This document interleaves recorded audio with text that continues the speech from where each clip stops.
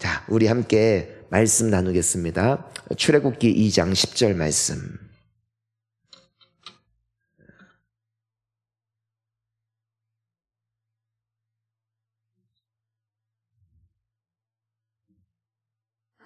출애굽기 2장 10절 말씀. 자, 우리 준비됐으면 다 함께 말씀을 봉독하겠습니다. 그 아기가 자라매 바로의 딸에게로 데려가니 그가 그의 아들이 되니라. 그가 그의 이름을 모세라 하여 이르되 이는 내가 그를 물에서 건져내었음이라 하였더라. 아멘. 할렐루야. 우리 하나님께 박수로 영광 올려드리겠습니다. 여러분, 새벽을 깨워 나오신 여러분들의 발걸음이 주님 보시기에 복된 줄 믿습니다. 사실 와서 깨어서 말씀 집중하고 또 열심히 기도하고 돌아가는 것도 중요하지만 이미 이 자리 가운데 온 것 자체가 승리예요.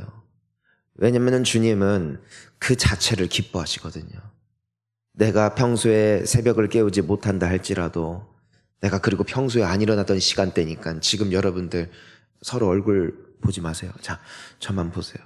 얼마나 지금 피곤하고 원래 거의 단잠을 아주 잘 때이고 또 이번에 아울리치 다녀온 팀 또 비전 트립 다녀온 팀 어떻게 여기까지 또 오셨습니까? 예, 하여튼 피곤할 텐데 아직 시차 적응도 안 될 텐데 그럼에도 지친 몸 이끌고 주님 앞에 나와서 그래도 기도해 보겠다고 그래도 주님의 말씀에 순종해 보겠다고 애쓰는 거 있잖아요. 애쓰는 거. 주님은 우리에게 정답을 원하시는 분이 아니라 마음을 기뻐하시는 분이고 내가 비록 부족하다 할지라도 주님 앞에 살아내려고 몸부림칠 때 주님은 그 영혼을 받으시고 반드시 복 주실 줄 믿습니다. 그게 오늘 우리가 함께 나누고자 하는 말씀의 핵심입니다.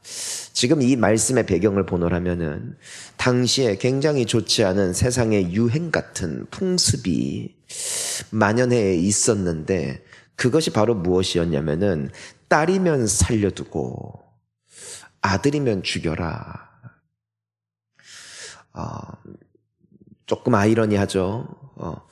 우리나라나 중국과 같은 동양권 문화에서는 굉장히 남자를 선호했기 때문에 남자이면 남기고 여자이면 때로는 지우기도 했죠. 특별히 중국 같은 경우는 한 가정당 하나의 자녀만 낳자. 왜냐면 너무 많이 나니까 인구 조절한답시고 그랬죠. 우리나라도 한때에 둘만 키워서 잘 키우자. 근데 남아선호 사상이 짙게 깔려 있다 보니까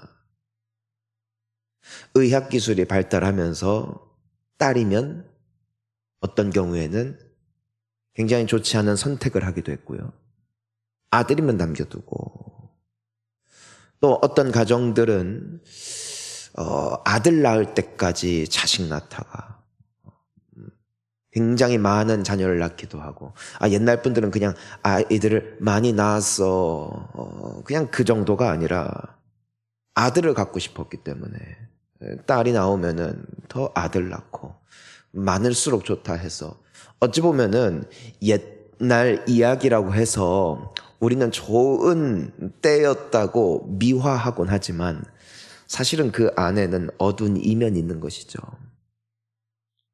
근데 이것이 우리가 보았을 때는 잘못된 것임을 알면서도 불구하고 참으로 무서운 게 뭐냐면은 유행이거든요. 자, 따라해 볼까요? 유행. 그러니까 이 옆에 있는 사람들이 다 하면은 그게 잘못된 것을 알면서도 뭐 한다는 거예요? 따라한다는 거예요. 제가 서울에서 잠깐 있었을 때 참 아이들 공부시키는 게 유별났던 것 같아요. 5살에 과외를 시키더라고요. 근데 무슨 과외인가? 롤러스케이트. 또 줄넘기. 여러분 뭐 이것은 현실입니다. 그 10년 전에 서울에서도 그랬고 지금도 그 대치동이라든가 또 부요한 사람들 모여 있는데 보면은 아이들이 취미생활도 과외를 받아요. 근데 과외 한번 받을 때 기본 20, 30 돈이 많으니까요. 그래서 어떻게 하면은 리듬감을 키울까? 또 최근에는 그 오징어 게임 툰가에서 제기차기가 나오나 봐요. 그러니까 제기차기가 유행할 것 같다고. 제기차기 과외도 받는다고 합니다. 재밌죠. 근데 그걸 시키는 부모들이 좋아서 시킬까? 그렇지 않아요. 왜 그럴까? 옆에서 다 하니까. 학원을 미친 듯이 보내요. 아이들이 초등학교 때부터 피곤에 절어서 살아요. 아이들이 공부 때문에 교회에서 신앙생활을 제대로 못해요. 그리고 그것이 잘못됐다는 것을 교회에서 배웠어요. 잘못됐다는 것을 나의 신앙의 양심으로도 알았어요. 하지만 멈출 수가 없는 거예요. 끊을 수가 없는 거예요. 왜? 다 하니까. 만약에 나만 안 하면 뒤처지는 것 같고, 나만 안 하면 바보 같고 말입니다. 그것이 바로 이 말씀의 배경인 것입니다. 이 바로 왕이 이 히브리 사람들 중에 아들이 태어나면은 다 죽여버리고, 만약에 그때 제대로 죽이지 못했더라면은 다 강가에다 던져버려라. 잘못된 겁니까? 잘한 겁니까? 당연히 잘못된 겁니다. 하지만 안 하면은 너무나 큰 피해를 받는 거예요. 안 하면은 너무나 많은 제재를 받는 것이죠. 안 하면은 죽을 수도 있는 것이고 엄청난 고문과 혹독한 고역이 기다리고 있는 것이죠. 그러니까 사람들이 하나둘 하기 시작합니다. 처음에는 울며 불며 아들인데 어떻게 아들인데 이 아이를 버릴 수 있겠냐고 하지만 주변 사람들이 다 갖다 버리기 시작하니까 그때부터 죄에는 무엇이 생기는가? 담대함이 생기는.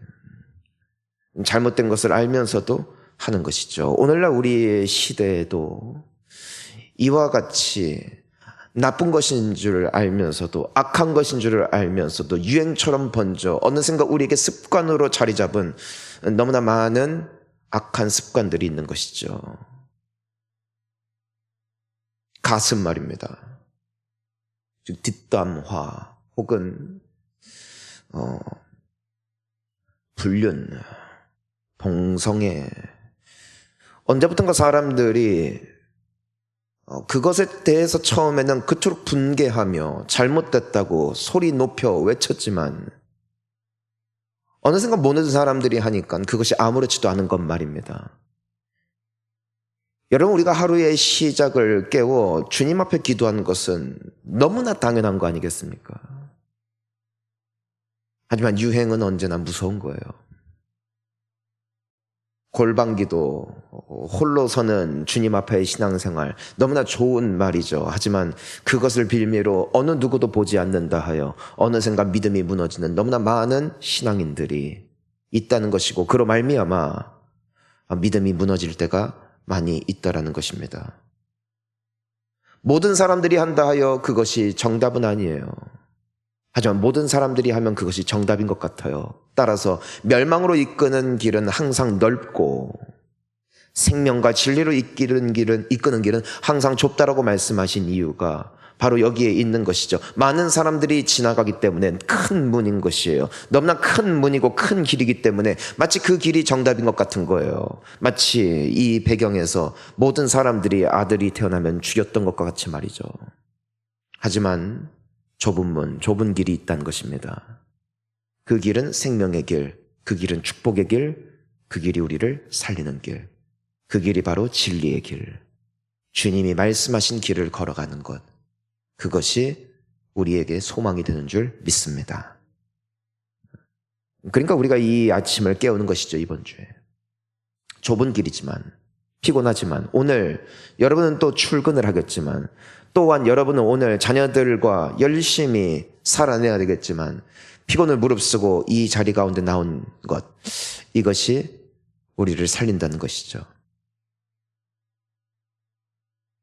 모든 사람들이 아들이 태어났다 하면 죽이는 것이 당연한 게 관습이 되고 유행이 되어진 그 시점에 한 아이가 태어납니다. 출애굽기 2장 2절 말씀 우리 함께 읽어보겠습니다. 그 여자가 임신하여 아들을 낳으니 그가 잘생긴 것을 보고 석 달 동안 그를 숨겼으나. 이 여인의 이름은 요게벳이에요. 자, 따라해볼까요? 요게벳. 요게벳이 아들을 낳았어요. 근데 그 아들을 낳았는데 그 아이가 잘생겼대요. 잘생겼대요. 자기 자식 못생긴 사람이 누가 있겠어요?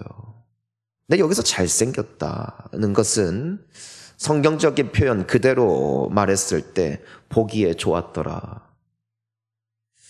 히브리어로 토브라고 하는데 이것은 언제 사용되었던 단어냐면 하나님께서 천지를 창조하셨을 때 하나님이 지으신 것을 보고 뭐라고 기록되어 있어요?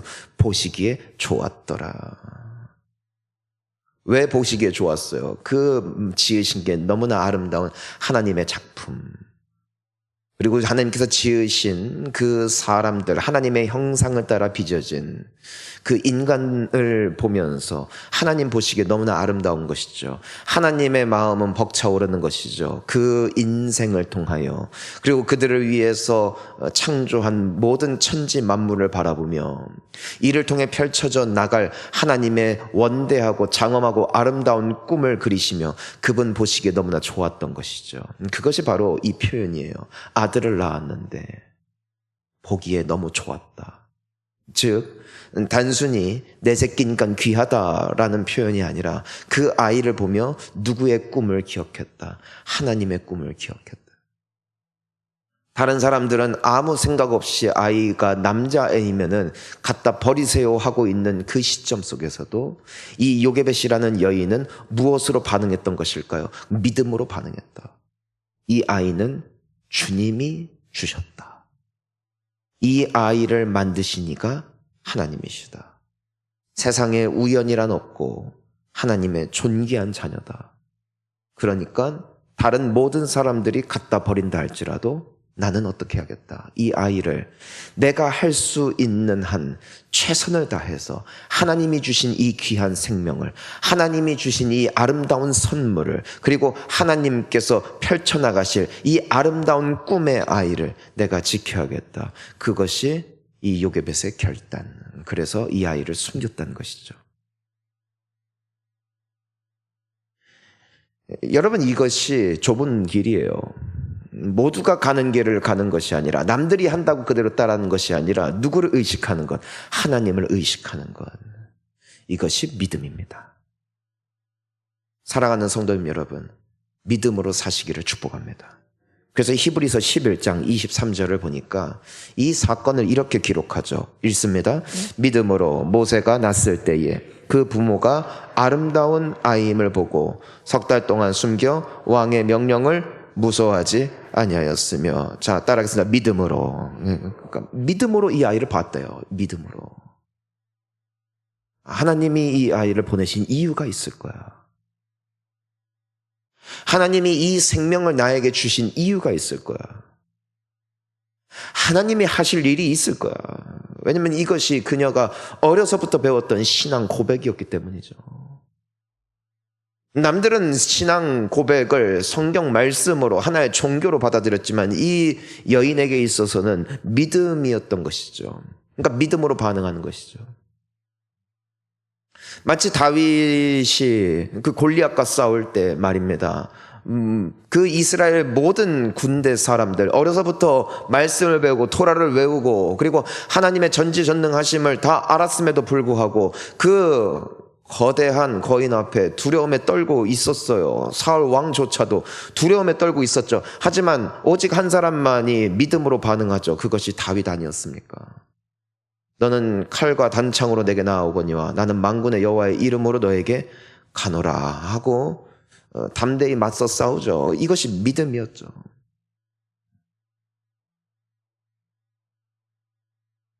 여러분, 우리가 무엇을 했느냐가 중요한 게 아닙니다. 내가 무엇을 했느냐보다 더 중요한 것은 내가 믿음으로 했는가 아니면 그냥 했는가. 주님 때문에 주님을 봐서 하는 모든 행동이 믿음의 행위예요. 그리고 주님은 그 행위를 기뻐하시죠.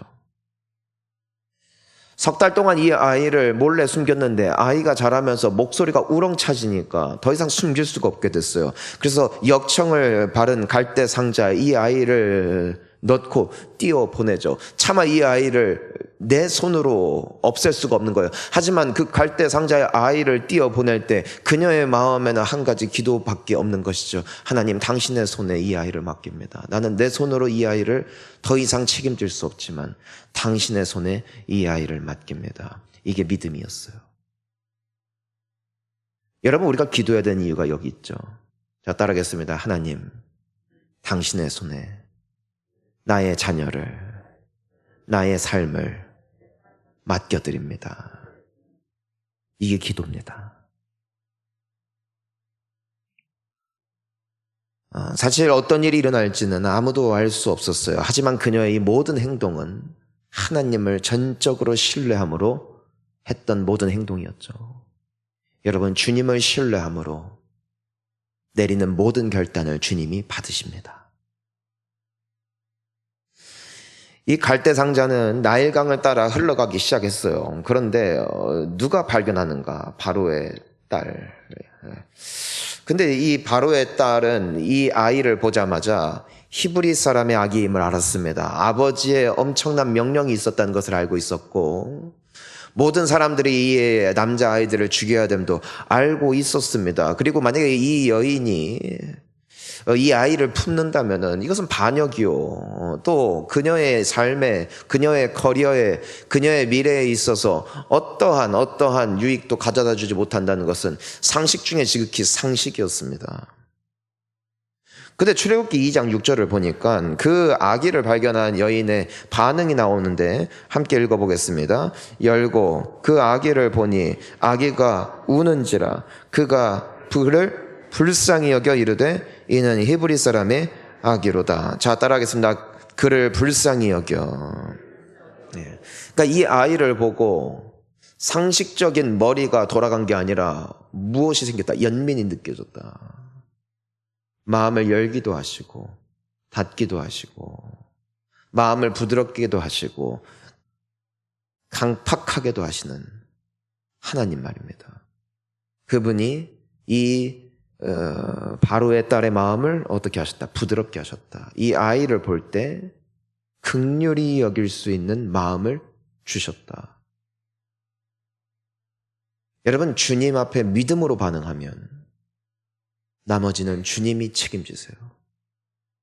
우리 자녀들에게, 우리 학생들에게 정말 필요한 게 이 은혜거든요. 여러분들이 취업을 하든, 여러분들이 나중에 면접을 보든, 여러분들이 나중에 어떤 사람들을 만나든 말입니다.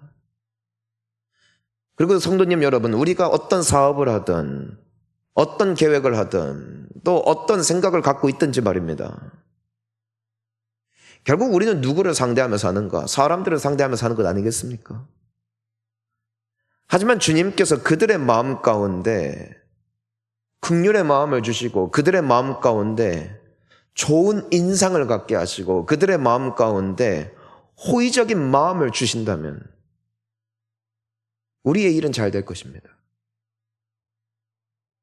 하지만 아무리 우리가 잘 준비하고 갖춰놓고 최선을 다했지만서도 하나님께서 그 마음을 막아버리신다는 말입니다.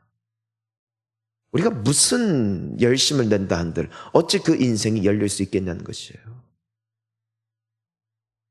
여러분, 그래서 우리가 기도하는 것이죠. 우리 사랑하는 학생 여러분, 또 청년 여러분, 여러분들의 미래를 주님이 아름답게 여시기를 축원합니다. 주님 앞에 잘 보여야 돼요. 지금 이 요게벳은 믿음으로 주님 앞에 했던 그 결단, 어느 누구도 가지 않았던 그 길, 손해볼 수 있었던 그 길, 하지만 그 길을 걸어갔던 이유는 단 하나, 하나님을 보았기 때문에, 믿음으로 했기 때문에. 하지만 주님은 믿음을 기뻐하십니다. 우리는 그 결과를 알고 있어요. 이 아이는 죽지 않죠. 출애굽기 2장 10절 함께 읽습니다. 그 아기가 자라매 바로의 딸에게로 데려가니 그가 그의 아들이 되니라. 그가 그의 이름을 모세라 하여 이르되 이는 내가 그를 물에서 건져내었음이라 하였더라. 우리가 알고 있는 것처럼 요게벳의 장녀였던 미리암이 그 모세를 안고 있던 이 아이를 어떻게 할지 모르니까 다가가죠. 그리고 유모를 찾습니까? 여러분, 공주가 있는 곳에 이 천민이었던 종 출신이었던 이 미리암이 다가갈 수 있습니까? 다가갈 수 없는 삼엄한 경계가 있었을 뿐더러 만약에 다가오는 것이 발견되어지면 즉각 처형하더라도 이상하지 않습니다. 하지만 그녀의 이야기를 듣습니다. 그녀를 환대합니다. 그리고 그녀의 말대로 그 어머니 요게벳을 유모인 것처럼 데리고 와서 이 아이를 키우게 합니다. 이것은 이 미리암의 당돌함, 이 미리암의 민첩함, 이 미리암의 탁월한 언변이 아니에요.